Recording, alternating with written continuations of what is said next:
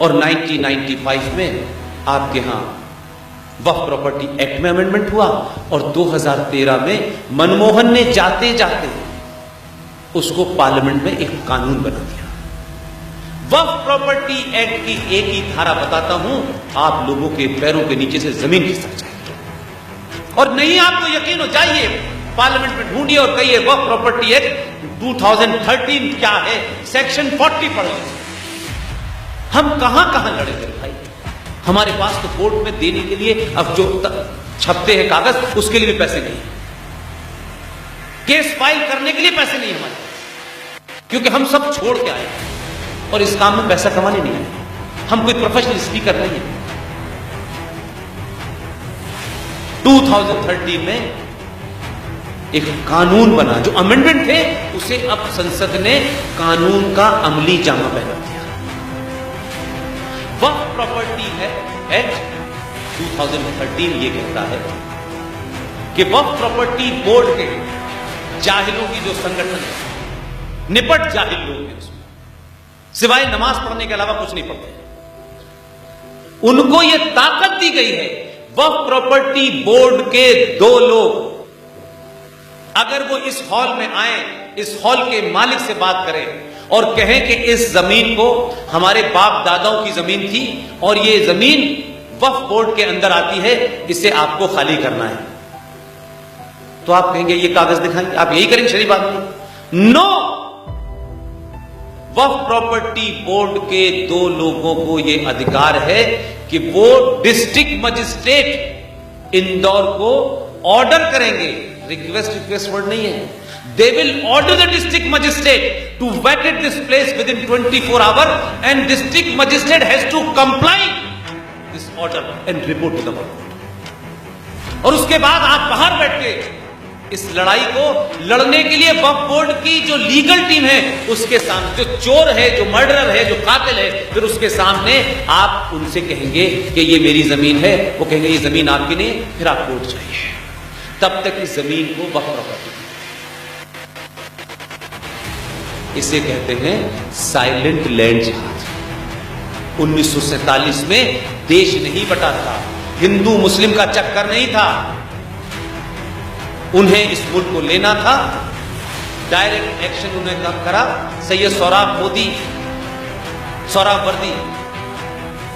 जो यूनाइटेड बंगाल का chief minister था, 16 अगस्त 1946 में मुस्लिम लीग का पहला डायरेक्ट एक्शन बंगाल में हुआ। 11,000 हिंदू बच्चे बच्चियों मर्दों को काट दिया था, 1 महीने तक सड़कों पे ऊपर लाशें पड़ी हुई थी। 16 अगस्त 1946 की घटना है, 1 साल बाद पाकिस्तान बन गया। ये पाकिस्तान में लैंड गई है आपकी, और जो बची हुई लैंड आपके पास है, जिसे आपको बड़ा गर्व होता है, 100 करोड़ है, छोटी छोटी 100 गज 200 गज के लिए लड़ रहे हैं, भाई भाई लड़ रहा है, वो तो बड़े एजेंडे के लिए लड़ रहे हैं, वो इसके लिए लड़ ही नहीं रहे कि राष्ट्रपति भवन तुम्हारा है, ये संसद तुम्हारी है, ये बड़े बड़े घर जो आप बना रहे हैं, आपको बड़ी गलतफहमी है कि ये आपके हैं ना, क्योंकि आपको आदर्श में जीने की स्थिति में रहना चाहते हैं। ये आदर्शवाद जब भी अच्छा है जब समाज और व्यवस्था आदर्श हो। न समाज आदर्श है न व्यवस्था आदर्श है। यहां वही ताकतवर है जो किसी का खून कर सकता है, जो किसी की जमीन छीन सकता है। आप कानून में जाइए ना, आपकी कोर्ट क्या लक्ष्य है। देश का पहला ऐसा फैसला सुप्रीम कोर्ट ने किया है, लेकिन हिंदूवादियों को यह लगता है अरे चलो यार, चलो कुछ पिंड छूट गया। 47 में पाकिस्तान बना, लोगों ने कहा चलो मुसीबत खत्म हो गई, अब हम आराम से रहेंगे। 70 साल बाद इस देश में 700 से ज्यादा पाकिस्तान भारत की धरती में है। भारत सरकार का और राज्य सरकार का ऑफिसर उनके इलाकों में बिजली का बिल लेने नहीं जाता। 700 बता रहा हूं गिन के, उंगलियों पे गिन लीजिए। आप चुनाव जीते एक अलग बात है, हार जीत अलग है, लेकिन यह राष्ट्र आज भी सोना चाहता है। बहुत अमीर लोगों के पास रास्ता है, वो अमेरिका चले जाए। कितने लोग चले जाएंगे अमेरिका, कितने लंदन चले जाएंगे, कितने ऑस्ट्रेलिया चले जाएंगे। इसका मतलब है आपको सिर्फ अपनों से मतलब है, इस धरती से कोई लेना देना। कोई सुभाष, कोई सावरकर नहीं पैदा होने वाला, कोई भगत सिंह नहीं आने वाला, आप ही को लड़ना है।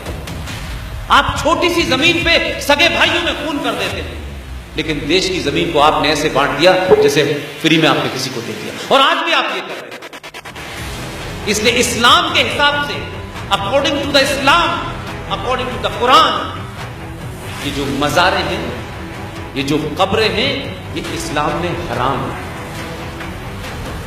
मज़ार नहीं बन सकती है, कब्र नहीं बन सकती, ये हराम है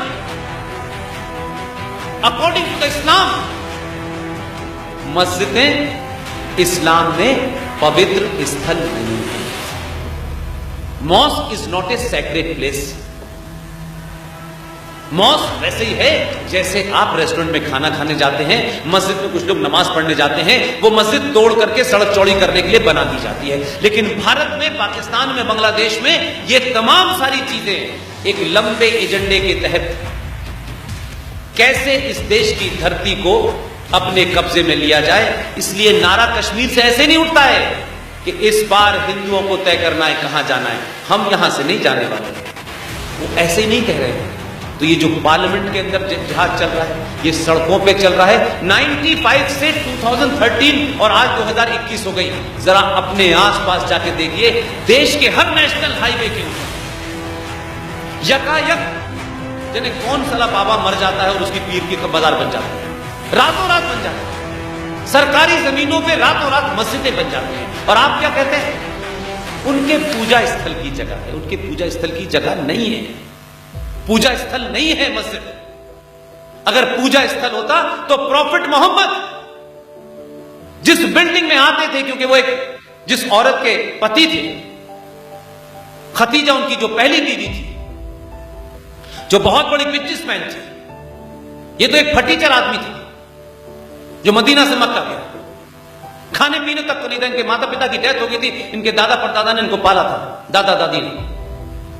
ये चले गए, वो 45 साल की बेचारी एक विडो लेडी थी, बहुत बड़ी बिजनेसमैन थी, उनका बिजनेस भारत से होता था, उनके ऑफिस में काम किया, इनके बीच में अफेयर हो गया, शादी हो गई।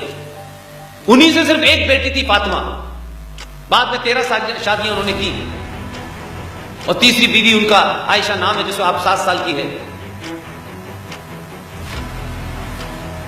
आप सोचिए, वहां से वो पूरी कहानी चल रही, लगातार चल रही, आप पता नहीं कौन सी वक्त में, आपके हाथ में कुछ है नहीं, इसलिए क्योंकि 100 रुपए पेट्रोल हो जाएगा। मैं इस बात के खिलाफ नहीं हूं, आप इस बात से यह मतलब न लगाएं कि इस पे गुस्सा नहीं होना चाहिए, लेकिन पहले तय करो कि घर बचाना है या पेट्रोल की कीमत बचाना है।